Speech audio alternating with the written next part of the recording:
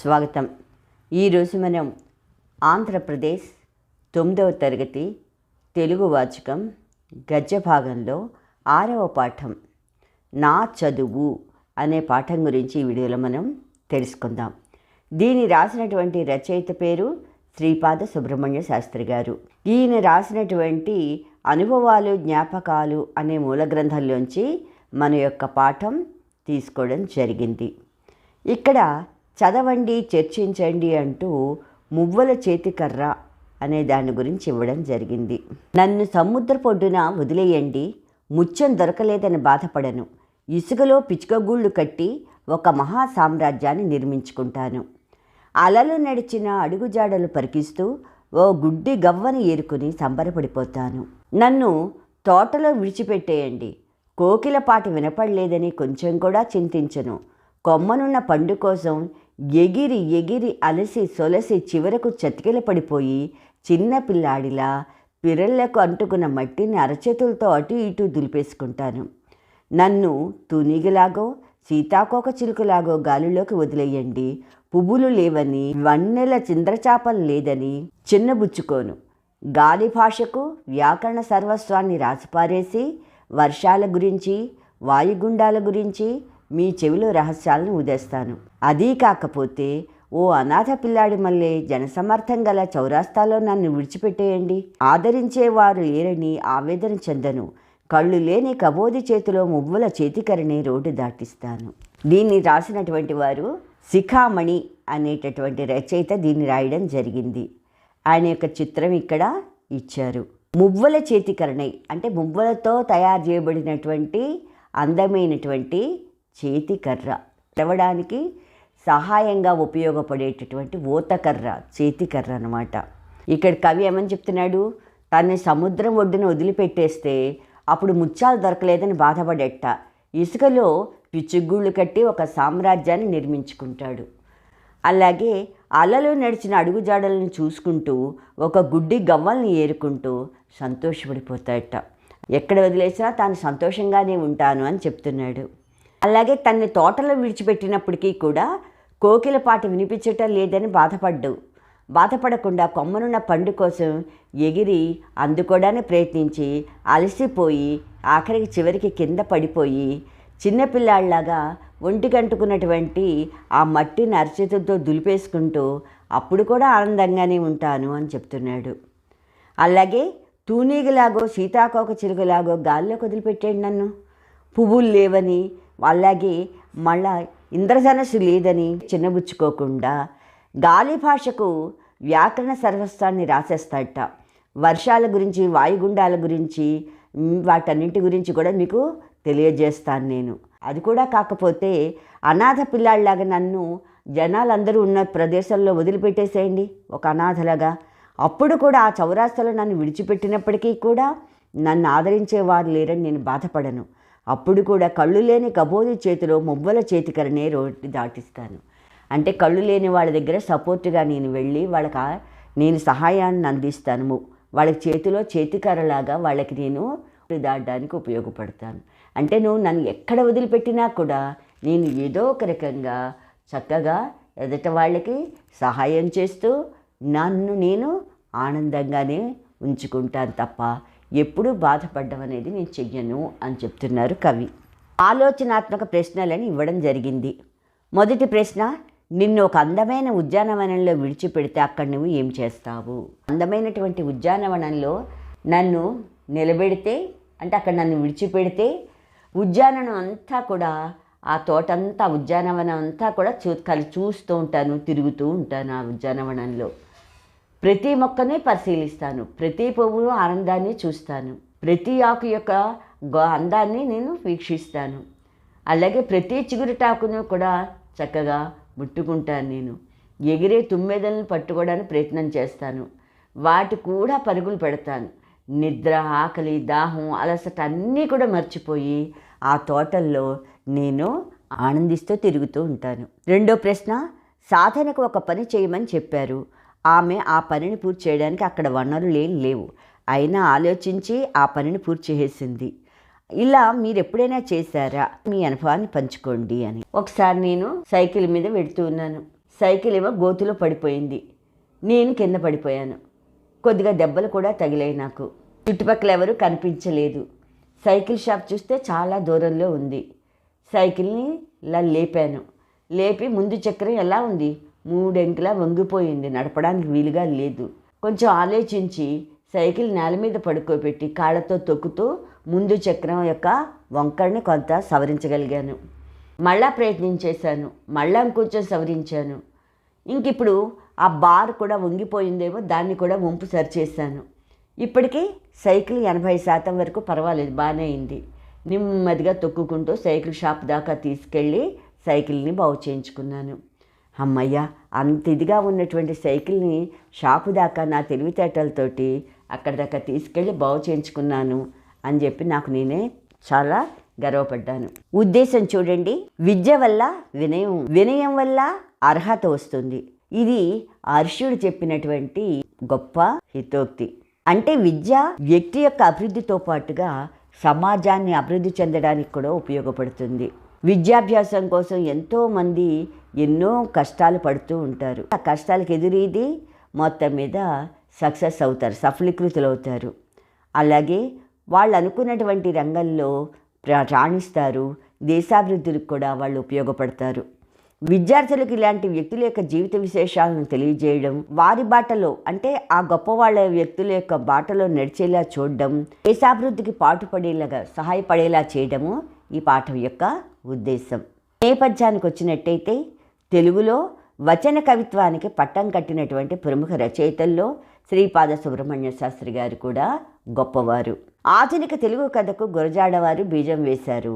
తర్వాత కాలంలో శ్రీపాద వారు దానికి ఇంకా మరింత పుష్టి కలిగించారు. పద్య కవిత ప్రభావానికి ఎదురొడ్డారు. అంటే పద్య కవితయే అంతకు ముందర ఉండేది, దానికి ఎదురు నిలిచి తెలుగు సాహిత్యాన్ని ఆధునిక వచన రచన వైపుకి నడిపించినటువంటి గొప్ప వ్యక్తి శ్రీపాదవారు.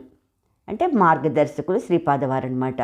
వీరు చక్కని తెలుగుతనంతో గ్రామీణ నేపథ్యానికి సంబంధించినటువంటి కథలు, కావ్యాలు రాయడంలో చాలా పేరు పొందినవారు. ఈయన తన చిన్నతనంలోనే చదువును సాగించిన తీరుకు కూడా ఒక స్పెషాలిటీ ఉంది, ప్రత్యేకత ఉంది. అప్పటి రోజుల్లో ఆయన తన విద్యాభ్యాసంలో ఎదురైనటువంటి సమస్యలు ఏమిటి, వాటిని ఏ విధంగా ఆయన అధిగమించారు, అవన్నీ ఇప్పటి వాళ్ళకి ఏ విధంగా ఉపయోగపడతాయి, ఇవన్నీ కూడా ఆయన తన యొక్క రచన ద్వారా అందరికీ తెలియజేశారు. శ్రీపాదవారు తన చిన్ననాటి సామాజిక స్థితిగతులను కూడా, అప్పుడు పరిస్థితులన్నీ కూడా తనకు వీలుగా మార్చుకొని రచయితగా, కవిగా ఏ విధంగా ఆయన అభివృద్ధి చెందారు అనేది ఆయన తన ఆత్మకథ ద్వారా అనుభవాలు, జ్ఞాపకాలులో ఆయన తెలియజేస్తారనమాట. అనుభవాలు, జ్ఞాపకాల్లో తన బాల్యం గురించి, విద్యాభ్యాసం గురించి తెలియజేయడమే ఈ పాఠ్యభాగం యొక్క నేపథ్యం అన్నమాట. ప్రక్రియ దగ్గరకు వచ్చేటప్పటికి ఆత్మకథకు సంబంధించినటువంటి ప్రక్రియ అన్నమాట. తన గురించి తాను రాసుకున్నదే ఆత్మకథ. వ్యక్తి ఎప్పుడూ కూడా తన జీవితంలో ఉండే అనుభవాలు, అభిప్రాయాలన్నిటినీ కలిపి తానే రాసుకునేటటువంటి సాహిత్య ప్రక్రియనే ఏమంటారు, స్వీయ రచన అని, ఆత్మకథ అని అంటారు. అదే జీవిత చరిత్ర అని కూడా అంటారు. ఇవి ఆత్మకథలే అయినప్పటికీ కూడా సమాజం యొక్క పరిస్థితి ఏ విధంగా ఉంది, వాళ్ళ యొక్క ఉన్న సమయంలో సమాజం యొక్క స్థితిగతులు ఏ విధంగా ఉన్నాయి అనేది వాళ్ళ ఆత్మకథల ద్వారా మనకి తెలుస్తాయి. ఇది ఉత్తమ పురుష కథనంలో ఉంటుంది. అంటే తనకు తాను చెప్పుకునేది కనుక ఉత్తమ పురుష కథనంలో ఉంది. ఆత్మకథలను చదవడం ద్వారా ఏమవుతుంది, పాఠకుడు అంటే చదివే వ్యక్తి రచయితతో కలిసి తాను కూడా ఆ అనుభవాలన్నీ పంచుకుంటూ అప్పుడు కాలానికి వెళ్ళిపోతాడనమాట. అందుచేత ఎన్ని ఆత్మకథలు, జీవిత చరిత్రలు చదివితే అన్ని జీవిత విశేషాలు ఒకేసారి మనం తెలుసుకోగలుగుతాం అన్నమాట. రచయిత యొక్క పరిచయం రాసినటువంటి వారు ఎవరు, శ్రీపాద సుబ్రహ్మణ్య శాస్త్రి గారు. ఆయన యొక్క చిత్రము పక్కన ఇవ్వడం జరిగింది. ఈయన 20వ శతాబ్దానికి చెందినటువంటి వారు. అంటే ఎప్పుడు పుట్టారు ఈయన? 1891 ఏప్రిల్ 23వ తారీఖున జన్మించారు. 1961 ఫిబ్రవరి 25వ తారీఖున ఆయన చనిపోవడం జరిగింది. అందుకని 20వ శతాబ్దానికి చెందినటువంటి తెలుగు కథకులలో, తెలుగు కథలు రాసేవారిలో ఈయన కూడా చెప్పుకోదగినటువంటి గొప్ప వ్యక్తి శ్రీపాద సుబ్రహ్మణ్య శాస్త్రి గారు. ఈయన తూర్పుగోదావరి జిల్లా పొలమూరులో మహాలక్ష్మి సోదమ్మ శ్రీ లక్ష్మీపతి సోమయాజులకి జన్మించారు. ఈయన వడ్లగింజలు, మార్గదర్శి, పుల్లంపేట, జరీచీర, వీరపూజ, గులాబీ అత్తరు, కీలెరిగిన వాత ఇలాంటి 75 కథలు రాశారు. మిథునానురాగం, శ్మశాన వాటిక మొదలైన నవలలు రాశారు. ప్రేమపాసం, రాజరాజు, రక్షాబంధనం మొదలైనటువంటి నాటకాలను రచించారు. ఆయుర్వేద యోగ ముక్తావళి అనేటటువంటి వైద్య శాస్త్రానికి సంబంధించినటువంటి గ్రంథాలు కూడా రాశారు. ఇంకా అవధానాలు కూడా చేశారు. కనకాభిషేకాన్ని అందుకున్నారు. అంటే అవధానాలు చేయడం ద్వారా ఈయనకి కనకాభిషేకం కూడా చేశారన్నమాట ప్రజలు. శ్రీపాద వారి వచనం తెలుగువారి తెలుగుతనానికి నారాయణ కవచం అని శ్లాఘించారు మల్లాది రామకృష్ణ శాస్త్రి గారు. ఆయన రాసినటువంటి వచన రచన అంతా కూడా ఎలా ఉంటుందన్నారు మల్లాది రామకృష్ణ శాస్త్రి గారు? శ్రీపాద వారి వచనము తెలుగువారికి తెలుగుతనానికి నారాయణ కవచము అని పొగిడారు. శ్రీపాద సుబ్రహ్మణ్యం గారు రాసినటువంటి వచన రచన అంతా కూడా తెలుగువారికి తెలుగుతనానికి నారాయణ కవచం లాంటిది, అంటే విష్ణు కవచం లాంటిది అని పొగిడారు. ప్రస్తుత పాఠ్యభాగం తీసుకున్నట్టయితే ఈయన రాసినటువంటి అనుభవాలు, జ్ఞాపకాలలోంచి కొన్ని సంఘటనలను తీసుకుని వాటిని బట్టి ఈ ఒక్క పాఠ్యభాగం రాయడం జరిగింది. నా చదువు, శ్రీపాద సుబ్రహ్మణ్య శాస్త్రి గారి యొక్క చదువు ఏ విధంగా సాగిందో ఈ పాఠంలో తెలియజేశారు. నా చదువు అనే పేరుతోటి తెలుగు జాతి కొత్త కొత్త వీధుల్లో ముందంజ వేయాల్సినటువంటి యుగ సంధి, అంటే మార్పు వచ్చేటటువంటి సమయం అన్నమాట. పాత తరానికి కొత్త తరానికి మధ్యలో ఉండే కాలం యుగ సంధి అంటారు. అంటే పద్య రచనకు వచన రచనకు మధ్యలో ఉండేటటువంటి సమయం అన్నమాట. తన యొక్క జీవిత రహస్యాలని తెలియజేయడం వల్ల ఏమాత్రం అంతస్తు పెరుగుతుందో లేదా తన ప్రయత్నం ఏమాత్రం సఫలం అవుతుందో ఆయన చెప్పలేకపోయారు. కానీ గతాన్ని పరిశోధించుకుని వర్తమానాన్ని రెండింటినీ సమన్వయపరుచుకొని భవిష్యత్తుని నిర్ధారించుకోవడానికి, దాన్ని నిరూపించుకోవడానికి లేదా తగిలినటువంటి ప్రణాళిక వేసుకోవడానికి, జాతిని అభివృద్ధి వైపు అంటే మార్గం వైపు అనుకున్న మార్గం వైపు నడిపించడానికి ఇది ఉపయోగపడుతుంది అని భావించారు. అలా మార్చడం మనందరి యొక్క బాధ్యత అన్నారు. ఆ రకంగా ముందుకు తీసుకెళ్ళడం మన యొక్క ముఖ్యమైనటువంటి విధి అని చెప్పారు. దీనికి ప్రతి వ్యక్తి లేదా ఏదో ఒక విద్య ద్వారా కానీ ఏదో ఒక కళ ద్వారా కానీ దీన్ని మార్చడానికి ఉపయోగిస్తూ ఉండాలి. అంటే మార్పును తీసుకురావాలి. ఈ మార్పు అనేది వాళ్ళు అనుకున్నటువంటి లక్ష్య సాధన గురించి, అలాగే వాళ్ళ యొక్క ప్రాపకం గురించి ఇవన్నీ కూడా ఉపయోగపడుతూ ఉంటాయి అంటారు. ప్రతి వ్యక్తి మార్పు గురించి కృషి చేయాలి. అలా చేయడం ఒక విద్య ద్వారా, సాహిత్యం ద్వారా కావచ్చు లేదా కళ రూపంలో కావచ్చు, ఏ రకంగా అయినా సరే తమ లక్ష్యాన్ని సాధించడం గురించి, వాళ్ళు అనుకున్నటువంటి దాన్ని సాధించడం గురించి ఈ రకంగా వాళ్ళు చేస్తూ ఉండాలి. వాళ్ళు ఏ విధంగా కృషి చేశారు అనేదే మనకి ప్రామాణికంగా నిలుస్తుందన్నమాట. అభివృద్ధి గురించి పాటుపడే వ్యక్తి ఎప్పుడు కూడా తన యొక్క మునికి మర్చిపోడు, అలాగే తన లక్ష్యాన్ని మార్చుకోడు, తన దృక్పథం, తన దృష్టిని కూడా, ఆలోచన దృష్టిని కూడా మార్చుకోడు. తాను ఏదైతే ప్రణాళిక చేసుకున్నాడో దాన్ని కూడా వదులుకోడు. తన సాధనను ఏ రకంగా సాధించాలనుకున్నాడో ఆ రకంగా సాధించడానికే కృషి చేస్తాడు తప్ప విరమించుకోడు. తాను దీక్ష పట్టిన దీక్షని కూడా దాన్ని విడిచిపెట్టడు.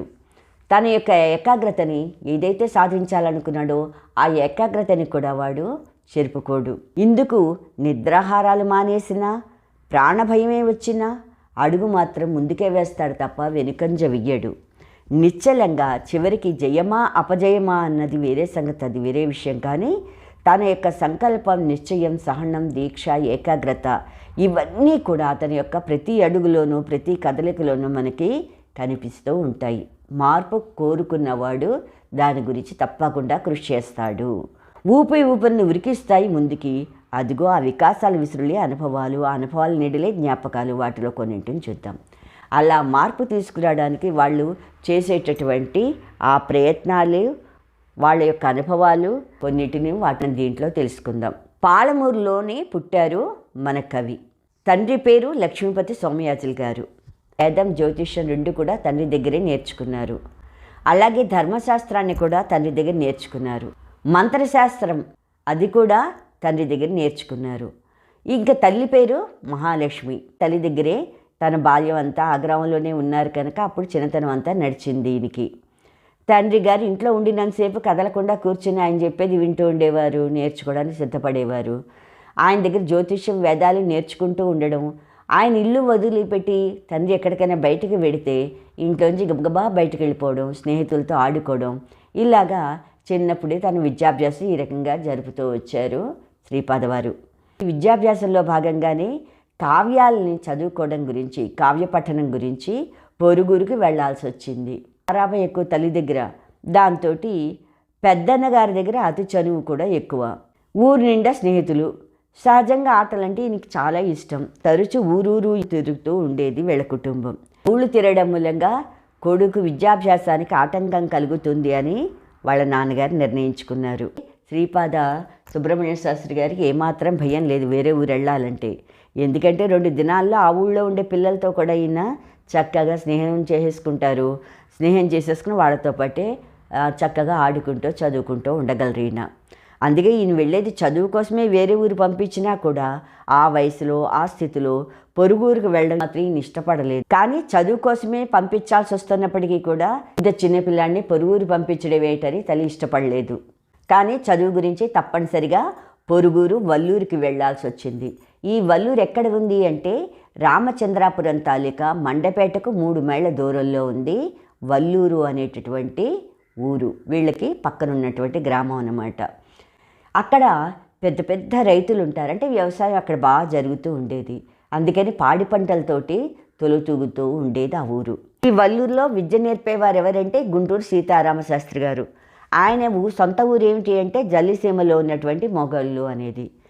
కానీ సాహిత్యం మాకు కూడా నేర్పించాలి అని ఈ వల్లూరు ప్రజలందరూ కోరుకుని సంవత్సరానికి మీకు ఇంత ఇస్తాము అని చెప్పి అట్టే పెట్టేసుకున్నారు సీతారామశాస్త్రి గారిని వల్లూరు ప్రజలు. రామశాస్త్రి గారికి ఎంతోమంది శిష్యులు ఉన్నారు.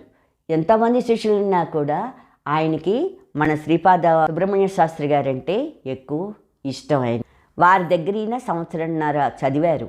సీతారామశాస్త్రి గారికి ఎప్పుడు కోపం రావడం, ఎవరైనా తిట్టడం అలాంటివి ఎప్పుడూ కూడా చూడలేదు శ్రీపాద సుబ్రహ్మణ్య శాస్త్రి గారు తను చదువుకున్నన్ని రోజులు కూడా. విద్యార్థులను ఎంతో ప్రేమగా చూసేవారు సీతారామశాస్త్రి గారు. ముఖ్యంగా శ్రీపాద వారంటే ఆయనకి ఎక్కువ ఇష్టం. దానికి కారణం ఏంటంటే ఈయన చాలా చిన్నపిల్లాడు అవ్వడం ఒకటి. గురువుగారి దగ్గర విద్యార్థులు ఎవరికీ లేనటువంటి చనువు ఈయనకి లభించింది. అంటే గురువుగారంటే ఈయనకి చాలా చనువుగా ఉండేవారు ఈయన. అక్కడ ఉన్నంతకాలం కూడా తల్లిదండ్రులను విడిచిపెట్టాను అనే భావన ఎప్పుడూ ఈయనకి కలగలేదు. తల్లిదండ్రులు తమ పిల్లల పట్ల సరియైన శిక్షణ అలవరిస్తే వారికి అసభ్య ప్రవర్తన ఎందుకు వస్తుంది? రాదు కదా. అందుకని డబ్బు సంపాదించడంలో లేదు, దానిని జాగ్రత్త చేయడంలోనే ఉంది గొప్పతనం. అలాగే బిడ్డల్ని కండల్లో లేదు, వారికి సభ్యత అలవర్చడంలోనే ఉంది గొప్పతనం అంటారు. అదే తల్లిదండ్రుల యొక్క ప్రయోజకత్వం. పిల్లల్ని గొప్పగా తీర్చిదిద్దడమే తల్లిదండ్రుల యొక్క ప్రయోజకత్వం. అలాగే జాతిని పెంచేది పశువు ప్రవృత్తి. పశువులు ఏం చేస్తాయి? పిల్లల్ని కంటూ పోతాయి. అలాగా వాళ్ళ జాతిని పెంచేది పశు ప్రవృత్తి. జాతిని సరిదిద్దేది మాత్రం మానవ ప్రవృత్తి. అంటే సరియైన మార్గంలో నడిపించగలిగేది ఎవరు అంటే మానవులు మాత్రమే. పశువులకి కనడమే తెలుసు కానీ వాటిని సక్రమంగా పెంచడం అనేది తెలియదు. అందుకే తల్లిదండ్రులు పిల్లలను సరియైన మార్గంలో నడిపించాలి అంటారు ఈయన. సీతారామశాస్త్రి దగ్గర ఉన్నటువంటి విద్యార్థులు 4 వారాలు చేసుకుని బతికేవారు. గురుకుల వాసం అంటే గురువు దగ్గర ఉండేవారు, వారాల భోజనం చేసేవారు. చదువుకునే వారికి అవి మంచివని ఈయనకి కూడా నమ్మకమే. శ్రీపాద వారికి అలా చేయడం మంచిది అని అంటారు ఈయన కూడా. ఎందుకంటే తెలివితేటలు శ్రద్ధ ఎలా ఉన్నా ముందు అణుకువ విధేయత ఉండాలి. వినయం విధేయత ఉంటేనే అక్కడ పెద్దవాళ్ళు ఎవరైనా వారాలు ఇవ్వడానికి ఒప్పుకుంటారు. అందుకని విద్యార్థుల్లో అణుకువ విధేయత అనేది కంపల్సరిగా అలవడుతుంది. విద్యార్థులకు గురువులు పాఠాలు చెప్పరు. విద్యా విషయమే ఇంటి దగ్గర తల్లిదండ్రులు శ్రద్ధ పడుతూ ఉన్నా ఇక్కడ విద్యార్థులకు ఏమీ ఉపయోగపడదు. బాధ్యత అంతా విద్యార్థులది. వారాల భోజనం చేస్తున్నప్పుడు వింత వింత అనుభవాలు ఎదురయ్యాయి ఈయనకి. ఒక్కో వారం నిమిషాల మీద కుదురుతుంది. ఒక్కొక్క వారం చూస్తే ఎక్కువ కష్టపడితే కానీ వారం భోజనానికి కుదిరేది కాదు. ఒక ఇల్లాలేమో ఏదో వచ్చాడు తింటాడు పోతాడు అన్నట్టుగా, ఏదో తప్పదురా బాబు అన్నట్టుగా పెడుతుంది ఒక ఆవిడ భోజనం. ఇంకొక ఇల్లాలు ఏం చేస్తుంది పాపం, అయ్యో పిల్లాడు మన దగ్గరికి వచ్చి భోజనం చేసి చదువుకుంటున్నాడే వీడు అని ప్రేమతోటి బుజ్జగిస్తూ ప్రేమగా పెడుతుంది ఇంకొక ఆవిడ. ఇలాంటి వ్యత్యాసాలకు తోడు భోజనానికి వేళాపాళ అనేది ఉంటుందా? వాళ్ళ ఇంట్లో ఎప్పుడు వంట అయితే అప్పుడే వెళ్ళాలి, భోజనం చేసి రావాలి. వారాల భోజనానికి అంతస్తుతో కూడా సంబంధం లేదు. పోనీ రకరకాల భోజనాలున్నా కోరుకునేది మాత్రం దొరకదు. వీళ్ళు ఏది కావాలనుకుంటే ఆ భోజనం ఎవరైనా వండి పెడతారా? పెట్టరు. వారాలు చేసుకునే విద్యార్థి అవలంబించాల్సింది ఏమిటి? బ్రహ్మచర్యం. కానీ ఈదేది మాత్రం మహాసాగరము అంటారు ఈయన. వారాలు చేసుకునే విద్యార్థి పాటించేది బ్రహ్మచర్యం అయినప్పటికీ కూడా ఈదేది మాత్రం సంసార సాగరం. ఎందుకంటే ఎంతోమంది దగ్గరికి వెళ్ళాలి, వారం వారం వాళ్ళ దగ్గర భోజనాన్ని కుదుర్చుకోవాలి, వాళ్ళు పెట్టిన టైంకి వెళ్ళాలి, తినాలి, రావాలి. అందువల్ల చదువుతో పాటుగా గృహహృత్యాలు నిర్వహించుకునే నేర్పు కూడా అలవడుతుంది. భోజనం అయితే పెడతారు కానీ వీళ్ళ బట్టలు ఉతకటాలు, వీళ్ళని లేపడాలు, వీళ్ళకి సపరేట్ చేయడాలు ఎవరూ చెయ్యరు కదా. అందుకని వాళ్ళకి ఇంట్లో పనులు చేసుకునే అలవాటు కూడా చిన్నప్పటి నుంచే వచ్చేస్తుంది అన్నమాట. అలాగే ఇప్పుడు ఏది చేస్తే మంచిది, ఎలా చేస్తే వాళ్ళకి వీలు పడుతుంది అనే ఇంగిత జ్ఞానం కూడా వాళ్ళకి చిన్నతనంలోంచి అలవడుతుంది. విద్యార్థులకు సంస్కారం కూడా లభిస్తుంది. ఎందుకు? మంచిగా లేకపోతే ఎవడు వీళ్ళని ఆదరించరు కనుక సంస్కారం కూడా అబ్బుతుంది. వారాలు చేస్తూ చదువుకునేటటువంటి ఆ సమయంలో 4-5 ఏళ్ల కల్లా ఈయనకి అన్ని రకాల అనుభవాలు కూడా కలిగాయి అన్నమాట. మొత్తానికి 4 పొరుగుళ్ళలో చదువుకున్నటువంటి ఈయన 4 చోట్ల వారాలు ఏర్పాటు చేసుకున్నారు. వల్లూరులో ఈయన ఎప్పుడు సూర్యోదయానికి ముందరే లేవాల్సి వచ్చేది. అలాగే ఆయన పడుకున్నటువంటి ఆ చాప మీద దర్భలతో తయారు చేసినటువంటి ఆ చాపని తీసి పక్కకి సర్దుకుని వెళ్లాల్సి వచ్చేది. ఎంత బద్ధకంగా ఉన్నా కాలకృత్యాలు తీర్చుకోవడం, తర్వాత ఆ చెంబు అవన్నీ కూడా తానే తోముకోవాల్సి వచ్చేది. చన్నీళ్లతో స్నానం చేయాల్సి వచ్చేది. తన బట్టలు తానే ఉతుక్కోవాల్సి వచ్చేది, ఆరేసుకోవాల్సి వచ్చేది. మళ్ళీ వాటిని జాగ్రత్త పెట్టుకోవాల్సిన బాధ్యత కూడా తనదే అయ్యేది. పాత పాఠాలు గుర్తు చేసుకుంటూ ఉండాలి మర్చిపోకుండా. అలాగే దాన్ని అస్తమాటు చదువుకుంటూ ఉండాలి. తిరిగి కొత్త పాఠం మళ్ళీ చదువుకోవాలి, క్రమం తప్పకుండా వెళ్ళి నేర్చుకోవాలి.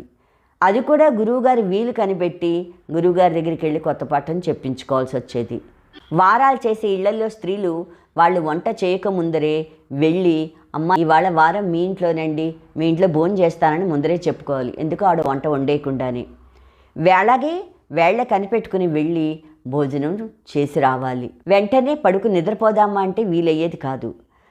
దేహత్తళ్ళి దీపం దగ్గర కూర్చుని, అంటే గడప మీద పెట్టినటువంటి దీపం దగ్గర కూర్చుని చదువుకోవాల్సి వచ్చేది. ఇంకా ఇంటి వారికి చిరాకు పుట్టకుండా గట్టిగా చదవడానికో మెల్లిగా చదువుకోవడానికో అక్కడ పరిస్థితిని బట్టి నెమ్మదిగానో గట్టిగానో చదువుకోవాలి. ఎందుకు? అవతల వాళ్ళకి చిరాకు రాకుండా ఉండాలి. ఇంట్లో అయితే అర్ధరాత్రైనా ముసుగుతని పడుకుని ఉంటే ఏదైనా కావాలన్నప్పుడు అమ్మ అని చెప్పేసి మంచం నుంచి లేవకుండానే నాకు మంచినీళ్ళు కావాలి అది ఇదని గద్దించి ఆ అమ్మని గొడవ చేసి తెప్పించుకోవచ్చు. కానీ ఇక్కడ మాత్రం రాత్రి వేళ దాహం వేసిన ఎవరు తెచ్చిచ్చేవాళ్ళు ఉండరు కనుక ముందరే జాగ్రత్త పడి ఆ మంచినీళ్ళ చెంబు కడుక్కుని దాని నిండా మంచినీళ్ళు పట్టుకుని తీసుకొచ్చి వాళ్ళు పడుకునే చోట పెట్టుకోవాలి. ఒకవేళ నిద్రలో ఆ మంచినీళ్ళ చెంపుకి ఏదైనా కాలు తగిలి కింద పడిపోతే మళ్ళీ అవన్నీ ఒలికిపోతే చాప తడిసిపోతుంది, ఆ చాప మీద కప్పినటువంటి దుప్పటి తడిసిపోతుంది, ముసుగు పెట్టి కప్పుకున్న దుప్పటి తడిసిపోతుంది. అందుకని చెప్పి అవన్నీ తడిసిపోతాయి కనుక దూరంగా పెట్టుకుని జాగ్రత్త పడాల్సి వస్తుంది. అంటే దాన్ని ఎక్కడ పెట్టుకుంటే వాటికి తగలకుండా ఉంటుందో అర్థం చేసుకుని దాన్ని తగ్గట్టు పెట్టుకోవాల్సి వచ్చేది. ఈ విధంగా రాత్రి వేళ ఎన్ని అవాంతరాలు వచ్చినా ఎన్ని ఆటంకాలు వచ్చినా ఉదయం మాత్రం చెప్పుకున్న కొత్త పాఠాన్ని వల్లించుకోవాల్సిందే. మధ్యాహ్నం వేళ అయిపోకుండానే వెళ్ళి దేవాలయం గోపురం మీద పై అంతస్తులో కూర్చునేవాడు ఈయన. గోపురం దగ్గరే కూర్చుని ఈయన చదువుకుంటూ ఉండేవారు. అక్కడి నుంచి చూస్తే ఎదురుగా వరుసగా విరగబూసినటువంటి బొగడి చెట్టు ఉండేది. అలాగే ఎడమ వైపున ముడుచుకుపోయిన కలవలతో నిండినటువంటి ఒక కోనేరు ఉండేది. వెనుక చిరుగంటలతో ధ్వజస్తంభం కనిపించేది. మిరమిల మెరిసే పచ్చడి కుండలతో దేవాలయ శిఖరము కనిపించేది. కుడివైపున చేతికి అందేటట్టు నిండైన గెలలతో అలరించేటటువంటి కొబ్బరి చెట్ల తలలు కనిపిస్తాయంటే కొబ్బరి చెట్లు కనిపించేవి. ఇలాగా ఆ పరిసరాలన్నీ కూడా గోపురం దగ్గర కూర్చొని చదువుకుంటుంటే ఎంతో హాయిని అందిస్తూ ఉండేవి. దాని సాయం అక్కడ సాయంత్రం అయ్యేటప్పటికీ 4 వైపుల నుంచి చక్కటి గాలి వచ్చేది. మధ్య మధ్యలో గబ్బిడాల కంపు కూడా వస్తూ ఉండేది. అక్కడ పఠనానికంటే ఈయన చదువుకోవడానికి ఈ రచయితకు అక్కడే బాగుంది చదువుకోవడానికి అనిపించేది. అరచేతకు అక్కడే బాగుంది చదువుకోవడానికి అనిపించేది. ఆ గోపురం నుంచి కిందకి దిగిపోవాలంటే కూడా బాధ అనిపించేది. కానీ దిగడం ఇష్టం లేకపోయినా కూడా చీకటి పడగానే, అంటే సూర్యాస్తమయం అయిపోగానే ఇంకా చీకటి పడుతుంది కనుక ఆ గోపురం దగ్గర నుంచి కిందకి దిగి రూమ్లోకి రావాల్సి వచ్చేదనమాట. ఇంక ఈ వల్లూరులో ప్రవేశించడం మరొక ప్రపంచాన పడ్డట్టు అయింది. ఇంటి దగ్గర నుంచి వాళ్ళ ఊరు నుంచి వల్లూరులో వచ్చేసారు కదా, అక్కడి నుంచి ఇక్కడికి వచ్చేటప్పటికి హాస్టల్లో పెట్టినట్టే ఎన్నో మార్పులు వచ్చేదనమాట. ఇక్కడికి వచ్చిన తర్వాత ఈయనకి చదువు నెమ్మదిగా రావడం మొదలైంది. ఎక్కడ పడితే అక్కడికి వెళ్ళి ఇంకా నేను ఏదైనా సాధించుకురాగలను అనే ధైర్యం వచ్చేసింది. ఆ జీవితంలో చాలా స్పష్టమైనటువంటి మార్పులు కనిపించాయి. పొరుగురులో ఉండడం వల్ల మన జీవితం మనం ఎలా బతకాలి, ఎలా చేసుకుంటే మనకు సులువు అవుతుంది అనేవన్నీ కూడా తెలుస్తాయి అన్నమాట. తల్లిదండ్రుల దగ్గర స్వగ్రామంలోనే ఉంటే ఈ అనుభవాలన్నీ కూడా లభించవు. జీవితం కూడా రసవంతరంగా ఉండదు. ఆనందం అన్నది కూడా అనుభవంలోకి రాదు. 13 సంవత్సరాల వయసుకి ఇలాంటి అనుభవం ఈయనకి లభించడం ఈయన అదృష్టంగా భావించారు. పొరుగురులోని ఇలాంటిది తటస్థపడితే మరి జిల్లాలను దాటితే, ఇల్లు దాటి వేరే ఊరికి వస్తేనే ఇంక ఇన్ని అనుభవాలు వచ్చాయే, మరి జిల్లా దాటి పెడితే, రాష్ట్రాన్ని దాటితే, దేశాన్ని దాటి పెడితే, అలాగే ఖండాలను దాటి పెడితే, అలా వెళ్ళడం అంటే ఆ వెళ్ళిన చోటు చదువుకోవడమో లేదా ఏదో వృత్తి చేయడమో అవ్వాలి. అంటే భారత రణక్షేత్రంలో అర్జునుడికి కలిగిన విశ్వరూప సందర్శనంలాగా అప్పుడే మనిషి కర్తవ్యపు నడవగలుగుతాడు. భారత యుద్ధం జరిగినప్పుడు, కురుక్షేత్ర యుద్ధం జరిగినప్పుడు అర్జునుడికి విశ్వరూప సందర్శనం ఏ విధంగా లభించి మార్గదర్శనం అయిందో అలాగే వేరే చోటకి వెళ్ళి తాను చదువుకోవడం ద్వారా మనిషి తాను ఏ విధంగా నడవాలి అనేది నేర్చుకోగలుగుతాడు. మళ్ళీ ఆయన ఏం చేశాడు, ఆ వల్లూరు నుంచి మళ్ళా సొంత ఊరు వచ్చేసాడు, పొలమూరు. వచ్చిన తర్వాత అంతకుముందు ఒక పద్ధతిలో ఆయన దినచర్య జరిగితే ఇక్కడికి వచ్చిన తర్వాత వాళ్ళ సొంత ఊరికి వచ్చిన తర్వాత అక్కడ చేంజ్ అయిపోయింది. ఎందుకు అంటే ఇక్కడ పాత స్నేహితులందరూ వచ్చారు, వచ్చి రా ఆడుకుందామని అంటూ ఉండేవారు. ఈయన తండ్రికి చెప్పి తండ్రి అనుమతి తీసుకుని వాళ్ళతో పాటు వెళ్ళి ఆడుకుంటూ ఉండేవారు. ఈ ఆటల్లో అందరికీ కూడా కుండబంత ఆట అన్నా ఇష్టపడి ఆడేవారు వీళ్ళు. దీంట్లో ఈ ఆటలో వీళ్ళని ఓడించేవాళ్ళు ఎవరూ లేకపోయేవారు. అలాగే అప్పుడప్పుడు ఉప్పట్టి ఆట, చెడుగుడు ఆట కూడా వీళ్ళందరూ కలిసి ఫ్రెండ్స్తో ఆడుతూ ఉండేవారు. ఈయన వాళ్ళ ఊళ్ళో చెరుకు తోటలు ఎక్కువ. ఆ చెరుకు పానకం కోసం రోజు కూడా గానుగ దగ్గరికి ఫ్రెండ్స్ అందరూ కలిసి వెళ్ళేవాళ్ళు. ఆ స్నేహితులందరూ అక్కడికి వెళ్తే చాలు, వాళ్ళ గానుగుల వాళ్ళందరూ కూడా చెరుకు పానకం వీళ్ళకి చెరుకు గడ్డలు ఫ్రీగా ఇచ్చేవారు అనమాట. బెల్లం తయారు చేస్తారు కదా, ఆ బెల్లం తయారు చేసిన బెల్లం, వేడివేడి బెల్లం కూడా ఈ విద్యార్థులకు ఎంతో సంతోషంగా ఇచ్చేవారు రైతులు. ఇంకా వేసవకాలం వస్తే ముంజలు కొట్టించుకుని తిని ఆనందించడం అనేది కంపల్సరిగా చేసేవారు. అలాగే ఈయన తన స్నేహితులతో కలిసి ఊరికి దగ్గరగా వనములమ్మ గుడి దగ్గర నైరుతి మూలలో అక్కడ ఒక కాలం ఉండేది. అక్కడ వెళ్ళి ఈత కొట్టాలంటే ఈయనకి చాలా ఇష్టం అనమాట. ఎంతసేపు ఈదినా ఇంకా ఈదాలనిపించేది అనమాట ఈయనకి. ఈ కాలువలు ఈత కొడుతున్నప్పుడు వల్లూరులో ఆనాడు జరిగినటువంటి ఒక సంఘటన ఈయనకి గుర్తుకొచ్చింది. ఆ రోజు ఈయన స్నానానికి వెళ్ళేటప్పటికి అక్కడ చాలా అల్లరల్లరిగా ఉంది కోనేటి పాంచాల రేవు. అక్కడ స్నానాలు చేస్తున్న విద్యార్థులు కొందరు ఏం చేస్తున్నారు, ఆ నీళ్ళంతా కూడా ఇష్టం వచ్చినట్టుగా కదిలిస్తున్నారు. ఒకళ్ళ మీద ఒకళ్ళు నీళ్లు చల్లుకుంటున్నారు, కేరింతలు కొడుతున్నారు. దీనివల్ల పాపం అక్కడికి ఇంటికి నీళ్లు తీసుకెళ్ళేటటువంటి ఆడవాళ్ళు ఉంటారు కదా, వాళ్ళు ఆ రేవు దగ్గరికి వచ్చి వీళ్ళ గోల్ చూసి ఇంకేం చేయలేక అక్కడి నుంచి వెళ్ళిపోతున్నారు. ఈయన కూడా అక్కడికి వెళ్ళారు. వాళ్ళతో పాటు స్నానం చేయడం ఇష్టం అనిపించలేదు ఈయనకి. అందుకని అక్కడ వాతావరణం అంటేనే ఈయనకి నచ్చలేదు. అంతమంది అలా పాడు చేస్తూ నీళ్లు అలా కొట్టుకుంటూ ఆడుతూ ఉంటే ఇష్టం అనిపించలేదు. అందుచేత అక్కడి నుంచి ఆ పావంచాల రేవుకి 25 గజాల దూరంలో పడమరిగా ఇంకో కాల్ రేవు అనే రేవు ఉంది. అక్కడికి వెళ్ళి స్నానం చేద్దామనుకున్నారు. ఆ రోజు అక్కడికి వెళ్ళి స్నానం చేయడానికి సిద్ధపడ్డారు. అలాంటి సమయంలో ఒక ఆవిడ వచ్చింది, తడి బట్టలతోటి వచ్చింది. పాపం చిన్న బిందె భుజాన్ని పెట్టుకుంటూ విసుక్కుంటూ గుణుక్కుంటూ వచ్చింది. ఆ రేవులో ఈయన దిగినటువంటి స్నానం చేస్తున్నటువంటి ఆ రేవులో ఆవిడికి దిగడం కష్టమే, ఎక్కడమో కష్టమే. ఆవిడకి 60 ఏళ్ళు దాటాయి అప్పటికే. బింది భుజాన్ని పెట్టుకుని అయితే వచ్చింది. భుజాన్ని పెట్టుకుని మళ్ళీ బింది ఒకవేళ దిగినా మళ్ళీ పైకి ఎక్కాలంటే ఆవిడకి ఇంకా కష్టం. అందుకే ఆవిడేమంది, నాయన నేను దిగి ఎక్కలేనురా, అందుకని ఈ బిందె ముంచి నాకు అసలు నీళ్ళు ఇవ్వవా అని అడిగింది అనమాట ఆ వచ్చిన పెద్ద ఆవిడ. దానికి నేను సమాధానం చెప్పకుండా లోపలికి వెళ్ళి మంచి నీళ్లు తీసుకుని ముంచి ఆమెకి అందించారు. ఆవిడ సంతోషపడి ఆస్వాదించి రారా మా ఇంటికి అని చెప్పి ఈయన్ని పిలిచిందనమాట. దీని చేతికి ఒక పటిక బెల్లం తినుబాబు అని ఇచ్చింది ఆవిడ. బిందె ముంచి ఇచ్చినందుకు ప్రతిఫలమేమో అనుకున్నారు మన రచయిత. ఆయన నేను ఒకటి అడుగుతాను, నువ్వు అది చేసి పెడతావా ఎక్కడ ఎప్పుడు ఎవరితో చెప్పకే నువ్వు అని చెప్పి ఆవిడ అందనమాట. ఎవరికి చెప్పనండి అని ఈయన అన్నారు. అంతే, వెంటనే తన పైట కొంగులోంచి ఒక పుస్తకాన్ని తీసి ఈయన మీద పడేసింది ఆవిడ. ఇది చదివి వినిపిస్తూ ఉండు నాకు అని చెప్పింది. ఈయన ఏం మాట్లాడలేక కాదనలేక ఆ పుస్తకం చదివి కథలు చెప్పడం మొదలుపెట్టారు. కథలు వింటున్నాను, కథలు చెబుతున్నాను, కథలు అల్లుతున్నాను, కానీ కథల పుస్తకం చూసి ఎప్పుడు ఈయన కథల పుస్తకాలు ఉంటాయనేది ఈయనకి అంతగా తెలియదు. అందుకని ఆ పుస్తకం చూస్తే అబ్బా కథల పుస్తకాలు ఉంటాయా అని అనిపించింది ఈయనకి. రోజు చదివి వినిపించడం మొదలుపెట్టారు ఈయన. ఆవిడ ఇంటికి వెళ్ళడం, రోజు ఆ కథల పుస్తకం చదివి వినిపించడం. ఆవిడేమో పటిక బెల్లం ముక్క మంచినీళ్ళు ఆవిడ తెచ్చి ఇస్తూ ఉండేదన్నమాట ఈయనకి. ఈ కథల మాధుర్యం ముందు పటిక బెల్లం కూడా తీపి అనిపించలేదు, కథలే ఈయనకి తీపి అనిపిస్తూ వచ్చాయి. పగలంతా కూడా స్నేహితులతో ఆడుతున్నా, పొలాల్లో తిరిగినా, ఇంటికి తిరిగి వచ్చిన తర్వాత మాత్రం ఈయన కావ్య పఠనం చేయడం మానలేదు. సంస్కృతంలో ఉన్నటువంటి ప్రాచీన కావ్యం మేఘ సందేశం, భారవిలో ఉన్నటువంటి కొన్ని భాగాలు, కొన్ని సర్గలు, తెలుగులో ఉన్నటువంటి అనేక కావ్యాలతో పాటు ప్రబంధాలు కూడా ఈయన చదవడం మొదలుపెట్టారు. అయితే కావ్యాన్ని చక్కగా చదవాలన్నా, కావ్యాలను చక్కగా రాయాలన్నా ఎవరికైనా సరే భాష మీద పట్టు ఉండాలి.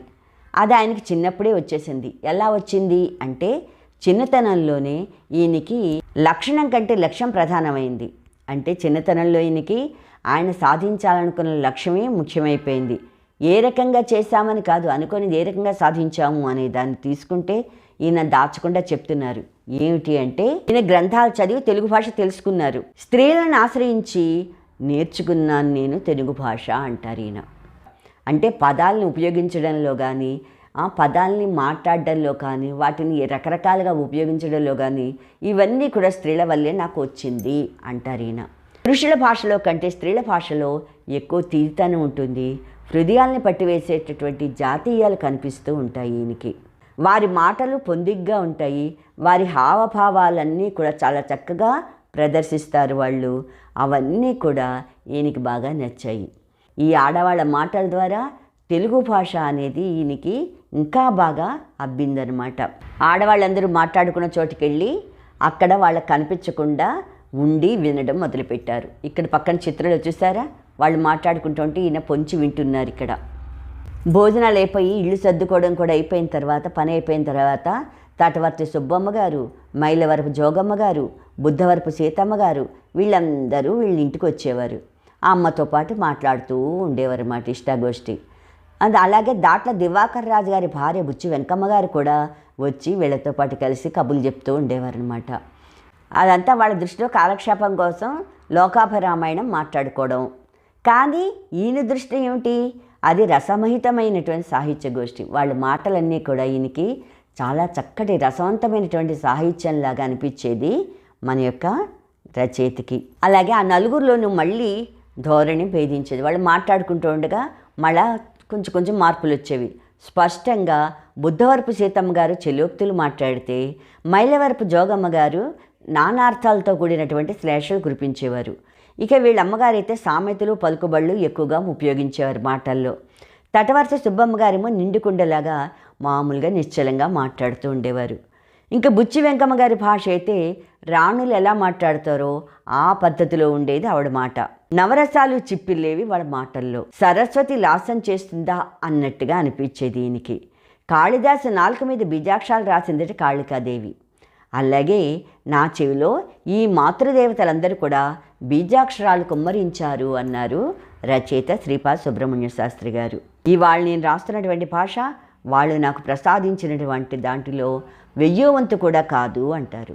ఇంత చేస్తే ఇలాగ నేను వారే కాదు, నలుగురు స్త్రీలు ఎక్కడ మాట్లాడుకుంటూ ఉన్నా కూడా ఈయన వింటూ ఉండిపోయేవారు. జాతీయమైన తెలుగు భాష కావాలంటే స్త్రీల దగ్గరే నేర్చుకోవాలి అనేది ఈయన ఉద్దేశం. మనిషి ఏది ఏమైనా చదువు మనిషికి మంచి జ్ఞానాన్ని ఇస్తే సాధనం చదువు అనేది. ఇది జీవితం గడిచిన కొద్దీ, అనుభవం పెరిగిన కొద్దీ ఆ జ్ఞానం పెరుగుతుంది. కష్టాలని సుఖంగా మారుస్తుంది చదువుకుంటే, దుఃఖం సంతోషంగా తేల్చేస్తుంది. అలాగే కష్టాలని సుఖంగా మార్పు తీసుకొస్తుంది. అందుకే చదవాలి అంటారు రచయిత. తన యొక్క కావ్య పఠనాన్ని రచనలుగా మర్చుకున్నాను నేను. నా వంతు చేయాల్సింది ఏదో ఉందని గ్రహించాను. అంటే అంతకుముందు కావ్యాలను చదువుతూ ఉండేవారు, తర్వాత ఈయన రచన చేయడం మొదలుపెట్టారు. ఆయనకు అనిపించింది నేను కూడా నా వంతుగా ఏదైనా చెయ్యాలి అని అనిపించింది ఆయనకి. అందుకు సాహిత్య రచనే తన యొక్క సాధనము అని అనుకున్నారు శ్రీపాద సుబ్రహ్మణ్య శాస్త్రి గారు. అందుకే అటువైపు అడుగులు వేశారు, అంటే రచన వైపు అడుగులు మొదలుపెట్టారు శ్రీపాద సుబ్రహ్మణ్య శాస్త్రి గారు. ఈ పాఠంలో అయినా తన యొక్క చదువు చిన్నతనంలో తన బాల్యం ఏ విధంగా గడిచింది, తన యొక్క చదువు ఏ విధంగా గడిచింది, ఆయనలో జ్ఞానం ఏ విధంగా అభివృద్ధి చెందుతూ వచ్చింది, ఇవన్నీ కూడా ఆయన తన యొక్క రచనలో తెలియజేశారు. మీకు ఈ వీడియో కనుక నచ్చినట్టయితే లైక్ బటన్ని క్లిక్ చేయండి. మీ అభిప్రాయాలు సూచనలు కామెంట్ బాక్స్లో పొందుపరచండి. మరిన్ని వీడియోస్ కోసం సబ్స్క్రైబ్ బటన్ క్లిక్ చేయడం మర్చిపోకండి. Thank you. సెలవు.